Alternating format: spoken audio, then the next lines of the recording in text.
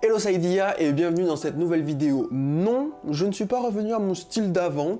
C'est juste que là je porte une casquette parce que mon frérot a refait mes locks bien propres et du coup on remarque d'autant plus que je ne suis pas, que mes cheveux ne sont pas coupés sur les côtés, donc c'est très moche. Bref, trêve de plaisanterie. Aujourd'hui on va parler de la mise à jour 1.1 et de l'événement d'hiver de Noël qui arrive très bientôt sur les serveurs et que j'ai pu tester sur le PTR. Mais trêve de plaisanterie, on rentre directement dans le sujet. Bienvenue sur le Yasuke, je suis Ankel le capitaine et si tu es ici, c'est que tu es passionné de pop culture et peut-être même que tu souhaites en faire une source de revenus. Alors, tu es au bon endroit, car l'équipage du Yasuke est composé de geeks entrepreneurs qui explorent les univers de l'imaginaire et les délices de ce monde au travers du réseau mycénien. Tout cela pour diguer des petites pépites et faire connaître notre marque dans tout le multivers. Tu es un otaku, un crafter ou encore un gourmet, tu as envie d'échanger avec des passionnés? Tu es alors tout désigné pour rejoindre l'équipage de la Yasuke Corp pour une toute nouvelle aventure sur les mers de la food et de la geekerie. Pas mal comme programme, non? Bon, alors ce qu'il faut savoir, c'est que déjà il y a eu une amélioration de l'interface. Je sais pas si les différentes vidéos que j'ai vues sur le PTR, il n'y a pas grand monde qui a l'air d'avoir remarqué. Premièrement, on a vraiment une modification complètement de l'interface, hein. C'est beaucoup plus joli, je trouve que c'est plus agréable. Et on a même des petites astuces pendant les temps de chargement. Voilà. Ça se retrouve un peu partout, mais bon, c'est intéressant. Voilà. Ensuite, on a de nouvelles apparences pour le bivouac, hein. Donc si vous regardez, en fait, on a une apparence qui sera apparemment craftable, plus deux apparences qui seront disponibles directement dans le magasin. Donc voilà, c'est intéressant, ça permet de faire un peu RP, de se différencier un peu des autres. C'est toujours intéressant d'avoir des skins, c'est très bien.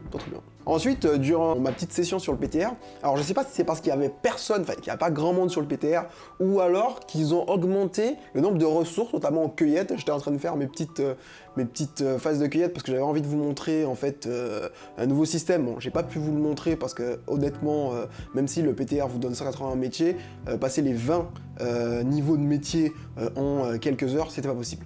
Donc du coup, ce que j'ai fait, c'est que j'étais en train de farmer en fait justement les herbes alchimiques, etc. Et j'ai remarqué qu'il y en avait beaucoup. Donc je sais pas s'ils ont pas augmenté le nombre de ressources disponibles sur la map. Donc voilà, affaire à suivre. Ensuite, là, on va rentrer sur le gros du sujet. Et première chose, on a le métier infini. Voilà, c'est génial, le métier infini. Alors on en rêvait, mais pas exactement comme ça. Je vous avoue que je suis mi-figue, mi-raisin, je vais vous expliquer ce que c'est, je vais vous expliquer pourquoi je suis un peu mi-figue, mi-raisin, voilà. Donc en fait, maintenant les métiers, arrivés à 200, vous allez avoir une espèce de 3 points équidistants, et du coup en fait votre métier va continuer à progresser, et à chaque fois que vous passerez un des points, vous allez recevoir un coffre qui va vous donner une récompense. Donc dans ces coffres, vous allez avoir des modes d'artisanat, donc ça c'est très bien, vous allez pouvoir en avoir d'autres si vous n'avez pas pu les farmer, etc. Donc les modes, hein, c'est ce qui ajoute des perks, hein, des aptitudes directement sur l'arme ou sur l'armure. Voilà. Ensuite vous allez avoir des ingrédients spéciaux, et vous allez même avoir des schémas et des recettes pour pouvoir crafter des armes légendaires, etc. Donc franchement, c'est super bien. Je trouve ça assez agréable de pouvoir, ne serait-ce qu'avec notre métier, pouvoir avoir des crafts, des items, etc., des recettes. Donc ça, c'est cool. Après, ce qui m'embête un peu plus, c'est le GS, parce que j'aurais préféré plutôt avoir une augmentation du GS lors du craft, mais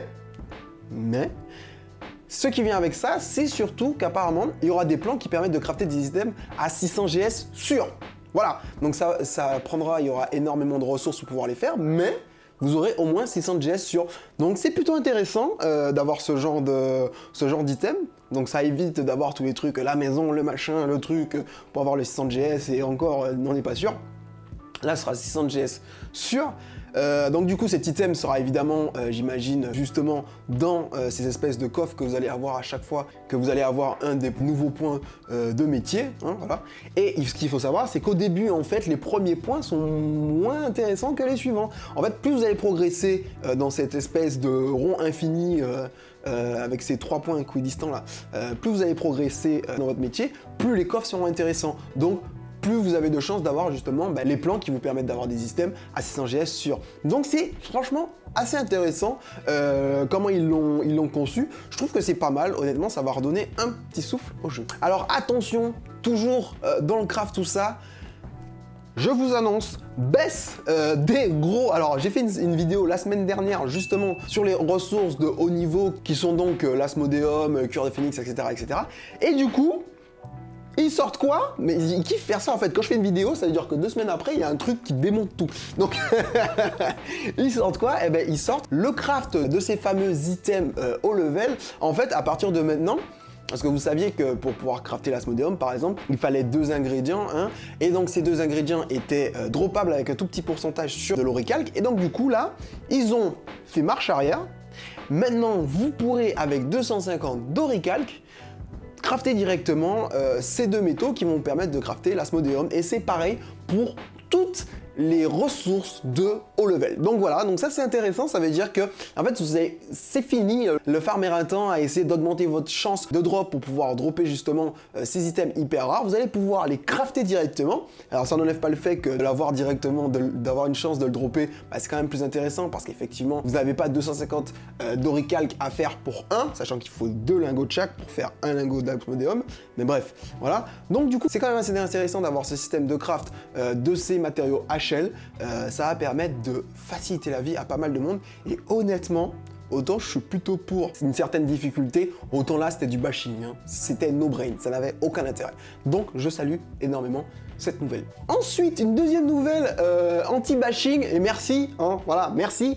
Ils ont changé le système de high watermark. D'ailleurs, ils ont changé le nom aussi, qui s'appelle maintenant Expertise. Donc, ce système a été complètement modifié. Hein. Vous n'aurez plus à bash, voilà, encore une fois, de façon éreintante votre watermark. Là, ils ont fait un nouveau système. En fait, il vous suffit de participer à différents événements, que ce soit World Boss, en mode ouvert, que ce soit les expéditions, donc boss en expédition, que ce soit déferlante, arène ou encore faille, et bien tout ça va vous donner des gyps, je ne sais pas comment ça se prononce, mais voilà, des gyps de différents types. Par exemple, là j'ai fait un test avec les failles, qui était le plus simple sur le PTR, donc du coup j'ai eu des gyps d'améthyste. En fait, vous allez devoir avoir un certain nombre de gyps pour pouvoir les transformer en orbes gyps, et ces orbes gyps vont vous permettre de pouvoir crafter une espèce de boîte, hein, de ce que vous voulez, hein, de n'importe quelle arme. Moi j'ai crafté un gantelet de néant, mais vous pouvez crafter un torse, tout ce que vous voulez, des armes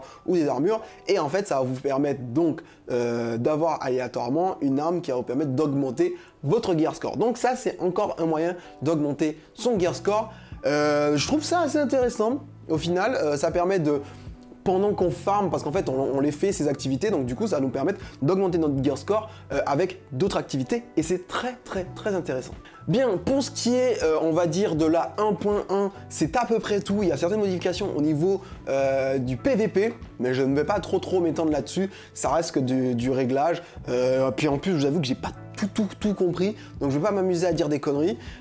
Pour ce qui est de la 1.1, donc c'est terminé. Maintenant, on va passer à l'événement. Alors, l'événement de Noël, l'événement d'hiver, on sait que sur les MMO, c'est une période où il y a souvent des événements. C'est indispensable, hein, carrément. Un MMO qui ne fait pas un événement d'hiver, c'est pas un vrai MMO. Voilà. Donc du coup, on a un événement d'hiver qui est vachement bien. Honnêtement, il est vachement intéressant. Il y a l'arrivée de nouveaux monstres, en tout cas, de nouveaux typologies de monstres, qui sont les Yétis. Hein, les Yétis qui sont séparés à l'heure actuelle en... Enfin, bon, je vais pas trop spoiler, mais je vais quand même dire ce qui se passe. Donc voilà, je vais essayer de pas trop vous en dire, mais de pas... Voilà, de vous en dire assez pour que ça vous donne envie de faire l'événement, parce qu'il est vraiment intéressant et il est surtout très beau. Donc du coup, on a les gentils Yétis qui sont dans les villages de Noël. C'est un peu comme les marchands de factions. Ils vont pouvoir, en fait, ils vont vous donner des quêtes, et ensuite vous allez pouvoir leur acheter, en fonction d'une monnaie, on va en parler juste après, vous allez pouvoir acheter des items spécifiques à l'événement de Noël. Il va falloir aussi monter votre réputation d'événement, donc sur l'événement de Noël, et donc voilà, ça c'est vachement bien. Dans ces villages de Noël que vous voyez sur la map, vous aurez aussi des chalets de Noël qui vont vous permettre de crafter cette fameuse monnaie.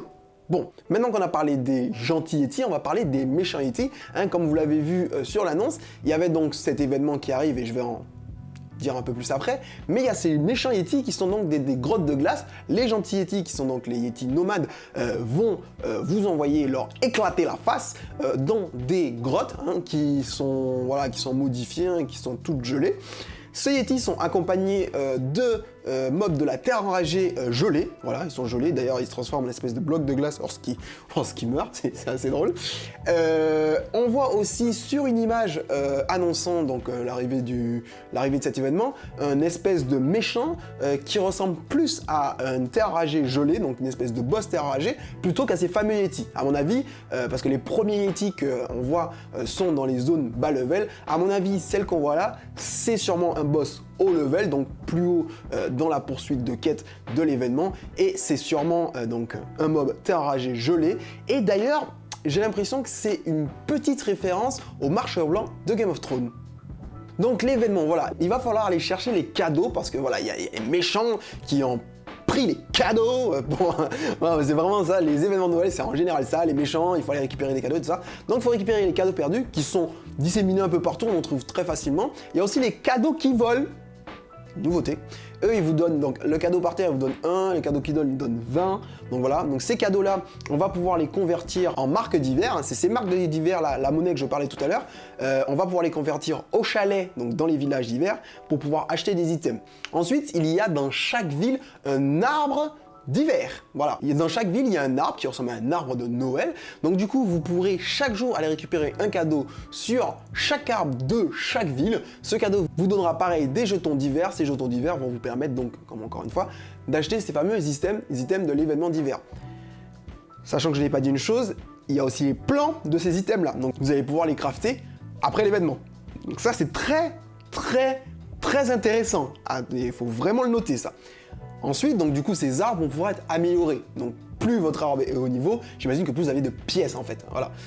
Pour améliorer ces arbres, c'est tout simple. Il vous suffit de participer à l'événement L'Esprit de Convergence, et parce que sur New World, donc sur l'île d'Eternum, on ne dit pas fête de Noël, on appelle ça la convergence d'hiver. Donc voilà, la convergence. Donc vous participez à la quête de tableau convergence d'hiver, et donc du coup vous prenez, comme n'importe quelle quête de ville, vous prenez ces quêtes-là, vous les remplissez, et du coup ça va améliorer votre arbre. Voilà, tout simplement. Et donc du coup, voilà, vous aurez sûrement de meilleurs cadeaux, etc., etc., etc. Donc voilà, ensuite, ce qu'il faut comprendre, c'est qu'il y a, en fait, je vous ai parlé d'une monnaie, le jeton d'hiver, mais il y a aussi le jeton d'hiver supérieur, et c'est ceux-là qui seront utilisés pour justement acheter les plans de ces fameux armes, armures, et etc., pour pouvoir crafter ces items d'hiver de façon permanente. Ensuite, il y a un truc qu'on n'a pas parlé. Deux trucs, plus exactement. Premier truc, fichtre que c'est beau. Les villages sont assez beaux, mais surtout, il y a les aurores boréales. Donc quand vous allez arriver près de ces fameux villages d'hiver, vous allez avoir dans le ciel des aurores boréales, et franchement, c'est vraiment très beau. Et en parlant de ciel, on va parler d'un des événements les plus stylés de cet événement. C'est la chute de météorites de Conscurrente. Alors, je suis pas sûr que ce soit comme ça qu'on dit, mais je pense que c'est ça. La chute de météorites de Conscurrente, c'est trop stylé. Donc voilà, ça se produit le soir, hein, à certains endroits de l'île d'Eternum. Vous avez une chute de météorites, et ensuite, vous allez pouvoir miner ces éclats de météorites pour pouvoir récupérer de la coruscante. Et la coruscante, c'est pareil que les cadeaux, hein, c'est-à-dire qu'en fait, on va pouvoir les convertir en jetons d'hiver pour pouvoir acheter des trucs. Donc c'est vachement beau, c'est vachement bien. Stylistiquement parlant, c'est vraiment très joli. Donc voilà, je vous laisse avec les images de la chute de météorites.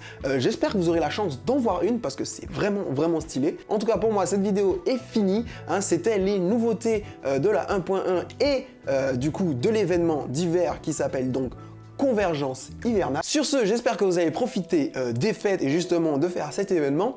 Et moi, je vous laisse ici. N'hésitez pas à me mettre un petit commentaire sur si vous avez fait le PTR, si vous avez fait le festival, ça se trouve, vous voyez ça un peu plus tard. Et qu'est-ce que vous en avez pensé? N'hésitez pas à me mettre un petit pouce bleu, ça m'aide beaucoup pour le référencement. Donc un petit commentaire, un petit pouce bleu, un petit abonnement si vous voulez être au courant de tout ce qui se passe sur New World. Et puis sur ce, je vous laisse avec les autres vidéos de la chaîne. Et puis vous savez déjà les Samas, à plus tard.